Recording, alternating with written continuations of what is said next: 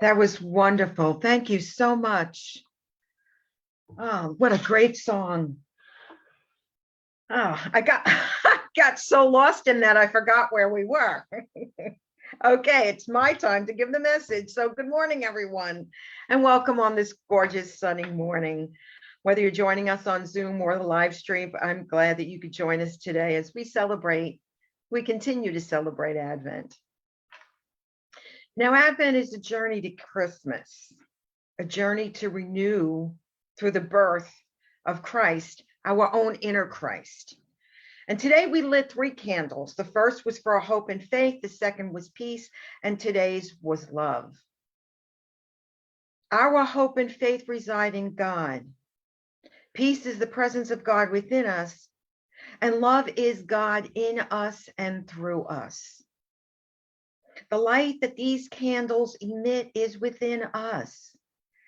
And when love is directed by that divine spirit, the spirit of who we are, it brings wisdom, a greater awareness of our inner Christ, and we see only love. Love is the most powerful force in the universe. There is only God, the absolute, and God is love. Therefore, if we believe what Scripture says, that we're made in the image and likeness of God, then we too are love. Now, image and likeness doesn't mean physical. It means that, as it says in A Course in Miracles, that God so loved that it extended that love and created the sonship, giving its creation the ability to create, with the exception of creating God. I wonder if we truly realize how powerful that love is. Unity co-founder Charles Fillmore said, "Love is the power that joins and binds in divine harmony the universe and everything in it." Joins and binds. We are all connected through divine love, which is inherently who we are, even when we don't know it. And the story I'm going to share is a perfect example of love that binds together. Once upon a time, there were 2 brothers who lived on adjoining farms, and they fell into conflict.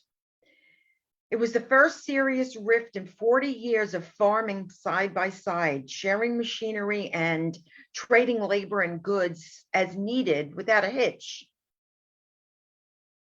When this long collaboration fell apart, it began with a small misunderstanding, as things often do, and it grew into a major difference. Finally, it exploded into an exchange of bitter words, followed by weeks and weeks of silence. One morning, there was a knock on the door of the older brother's door. He opened it to find a man with a carpenter's toolbox. The man said, "I'm looking for a few days' work. Perhaps you would have a few small jobs here and there that I could help you with." "Could I help you?" "Yes," said the older brother, "I do have a job for you. Look across the creek at that farm. That's my neighbor. In fact, it's my younger brother. Last week, there was a meadow between us, and he took a bulldozer to the river levee, and now there's a creek between us. Well, he may have done this despite me, but I'll go one step better. See that pile of lumber by the barn? I want you to build me a fence, an 8-foot fence, so I won't have to see his place or his face anymore." The carpenter said, "I think I understand the situation. Show me the nails and the post hole digger, and I'll be able to do the job just as it pleases you." The older brother had to go into town, so he helped the carpenter get the materials ready, and then he was off for the day. The carpenter worked hard all day, measuring, sawing, and nailing. Around sunset, the farmer returned. The carpenter had just finished the job. The farmer's eyes opened wide and his jaw dropped. There was no fence there at all. It was a bridge stretching from one side of the creek to the other. A fine piece of work, handrails and all. And the neighbor, his younger brother, was coming across with his hands outstretched. You are quite a fellow to build this bridge after all I've said and done, the younger brother said. The two brothers stood at each edge of the bridge, and then they met in the middle, taking each other's hands. They turned to the carpenter, and the carpenter hoisted the toolbox on his shoulder to walk away, and they said, "No, wait, stay a few days. I've got a lot of other projects for you." The carpenter said, "I'd love to stay, but I have more bridges to build." You see, all that's needed is for one person to extend their hand in love. The carpenter, or the spirit within each of us, is the bridge within that extends love. These two brothers were functioning from their ego. The carpenter was love. The ego fell away, and the two brothers were once again united by that love that binds us all. Unity minister and author Christopher Chenoweth suggests that we all have a love quotient, an LQ instead of an IQ. The divine's LQ, God's LQ, is perfect, since there is only God, only love. And in reality, ours is perfect too. We just need to express it as gifts to all. Our gift from God is love and life. And life is the 12th power, the power for December. We offer that gift of love. We have the ability to offer that gift of love to all. Now, life, again, is one of the 12 powers. Life can neither be created nor destroyed. It can change form or vibration, so its appearance can be different, but it never ceases. Again, life, divine love is within us. Life is a many-faceted gift. It comes to us as health and prosperity. It comes in all forms, all of which are necessary for growth and consciousness. But like any other gift, it's up to us as to what we do with that gift. Living with lack or limited thought patterns diminishes the gift of life. With life being the present, the greatest gift of all, we become empowered by knowing that within us is this love. We become empowered to live the life we love and love the life we live. Love is the key here. Jesus was born in love, taught love, and exuded love. He taught, love God with all your heart and mind and strength, and love your neighbor as yourself. Love your neighbor as yourself. Easier said than done sometimes, right? But we always have a choice. Love is a universal power. And when we come from love, when we choose through love, we can never go wrong. Seeing through the eyes of love, seeing only love, means that we have control over our actions, that we think before we speak. We ask ourselves, is what we're about to say a truth or a reaction based on hurt feelings? Will what we wish to say or do be harmful to someone? Once the words are spoken, you can't take them back. So we ask ourselves those three questions. Is it true? Is it helpful? Is it kind? You know, what I used to do also, and I started it way back in the early 80s, I would ask myself, what's my intention? Before I picked up the phone to call someone, before I did anything, I would ask myself, what's my intention? And then if my intention was ego-based, I wouldn't do it. Now, Philippians 4:8 says, finally, beloved, whatever is true, whatever is honorable, whatever is just, whatever is pure, whatever is pleasing, whatever is commendable, think about these things. So we don't do anything. We don't say anything until we get in touch with where we're coming from and whether or not we can extend love.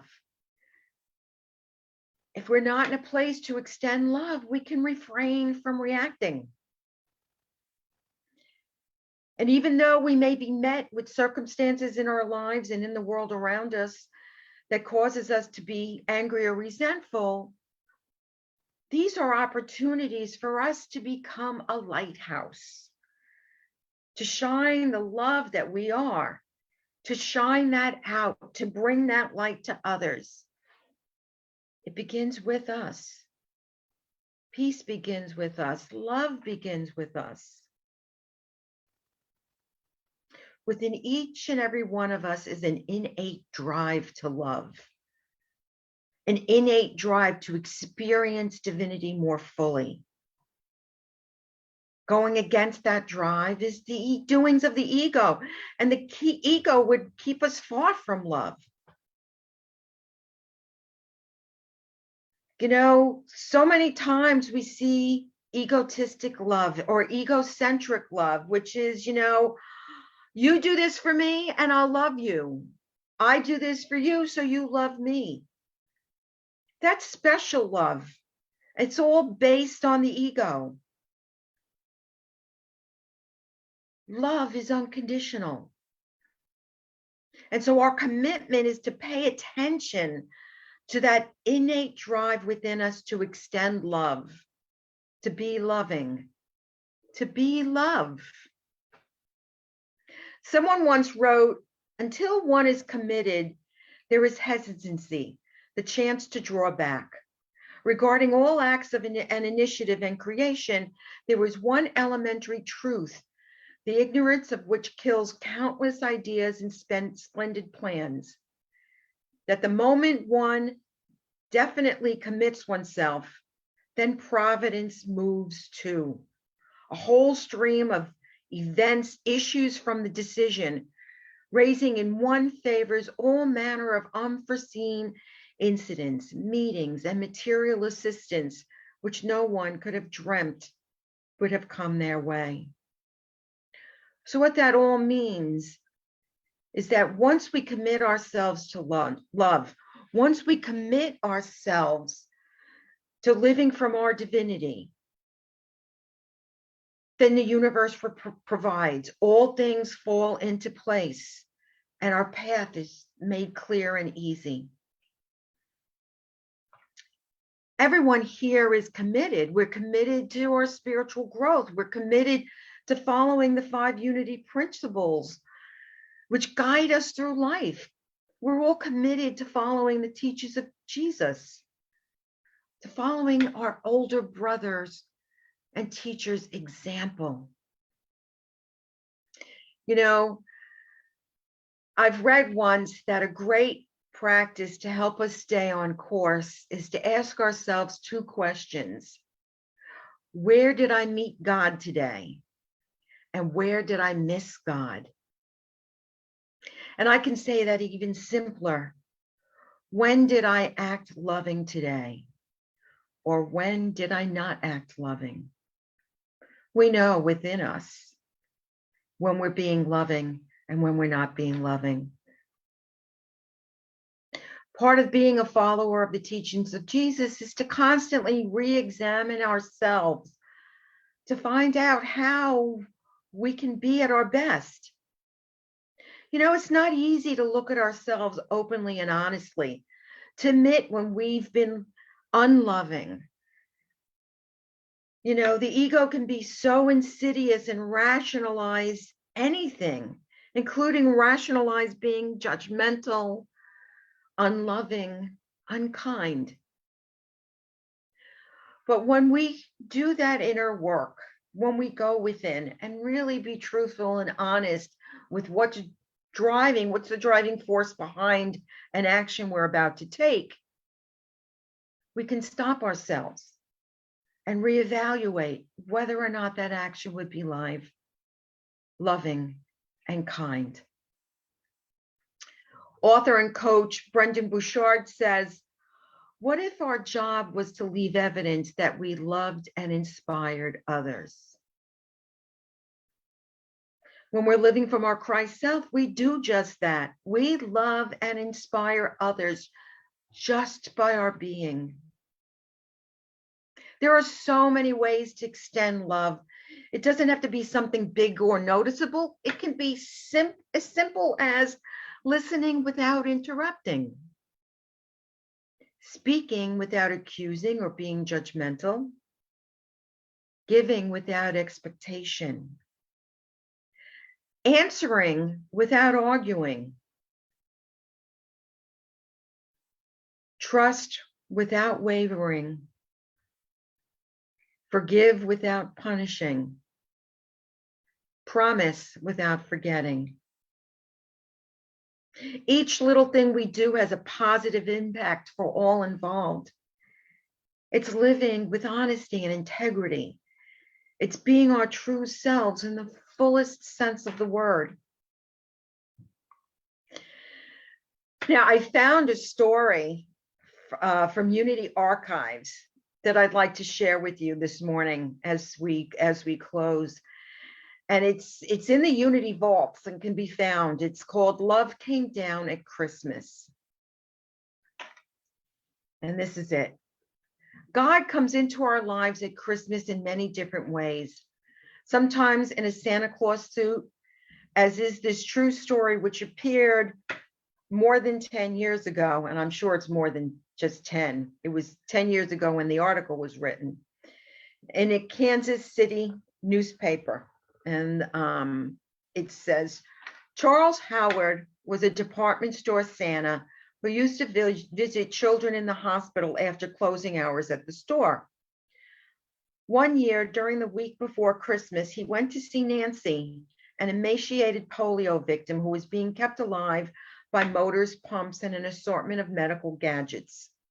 Before he entered her room, the nurses told him it would be Nancy's last Christmas. When Nancy saw him dressed in a Santa Claus suit, her eyes seemed to speak and her pain-racked body quivered with excitement. She wants to kiss you, Santa, her mother said as she read her daughter's lips. Howard leaned down and felt Nancy's one good arm around his neck, and with all gentleness, she kissed him on the cheek. I wasn't worth a darn after that, he said. Before he left, Nancy gave him 3 sticks of candy for his reindeer. That night, Howard couldn't sleep. The next morning, he wrote Nancy a letter. He told her how wonderful it had been to see her and how his excited reindeer made him divide those 3 pieces of candy so that each of them could have a piece of their own. He said, when I tucked Dancer in bed, he had a piece under his pillow. 2 days after he wrote that letter, a nurse called on Howard at the department store. From the instant Nancy read his letter, she changed. She said a change had come over her. I think she's going to get well. A year later, from his Santa's throne in the department store, Howard saw a little girl in braces running towards him. It was Nancy. Khalil Gibran wrote, the appearance of things changes according to the emotions, and thus we see magic and beauty in them, while the magic and beauty are really in ourselves.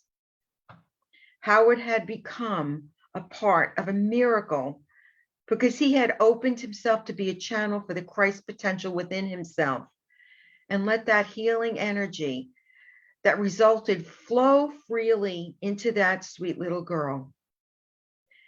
That Christ potential is within all of us. The Christmas season is a time when we remind ourselves of that potential. That Christ is being born in unexpected places at unexpected times. This Christmas, I pray that the Christ be born, not only symbolically in Bethlehem, but in you and I and in the world. So now I invite you to close your eyes as we move into meditation. Just allow yourselves to get comfortable in your seats. Feel yourselves relaxing. And just do a mental check. See if you're holding tension anywhere in your body. And just breathe into that space. Breathe into that area and feel it relaxing with every breath you take. You feel your breath slowing down and you breathe at a comfortable pace for you. We welcome and embrace this Christmas season. We focus on all that is good and true and move more into an awareness of the Christ within us. Divine peace flows in my mind and my heart. Every thought in my mind is informed by the unifying power of love. Every feeling in my heart is tempered by love.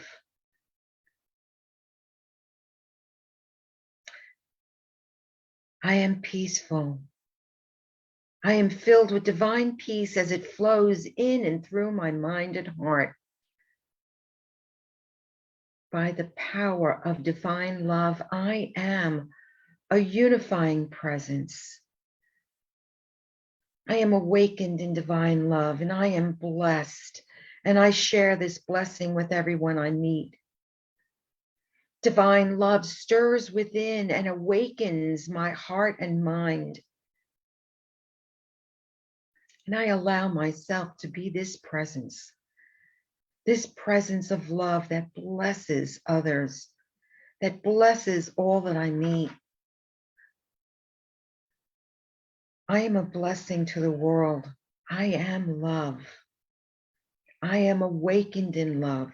I am spiritually strong. I am full of wisdom. I live today as the love of God. Divine love surrounds me. Divine love enfolds me. Divine love is me. Divine love is all and shines from me into the world. And I allow this to guide my days, not only during Advent, but all my days. And now I allow myself to go deeper and deeper into the silence, and I just listen.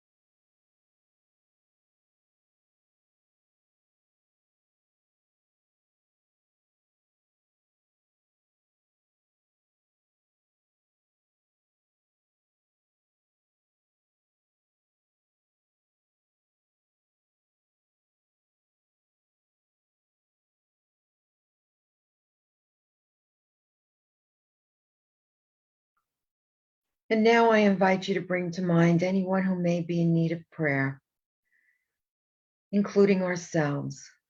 We extend this and include everyone on our unity prayer list, everyone on Silent Unity, and we extend it to the wider circle of the world. We know and affirm that there is a power and presence within them that will see them through any temporary difficulty that they are experiencing. We know their spirit soars, and we affirm the life and love that is them. And now I invite you to bring your consciousness back into your body, back into the room where you are. And when you're ready, you can open your eyes.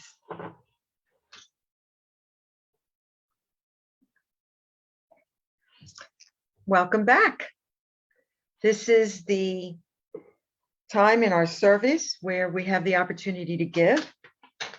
So I invite you to hold your gifts in your hand or visualize whatever method you use, the PayPal symbol, a credit card. And we visualize these in our hands because we infuse them with our love. We infuse them with the truth that God is our source and God consciousness is our supply. We infuse these gifts with the truth of abundance, with life and love and power. And we infuse these gifts with our gratitude for being able to give without fear, and our gratitude for being able to receive. So I invite you to bless these gifts with me. And together with your mics muted, divine love as me blesses and multiplies all that I choose to give and all that I am open to receive, and I am grateful. And for all of you who are watching us through our live stream, if you'd like to join us on Zoom, feel free to email me at unity@unityspiritualcenter.org. And thanks for joining us.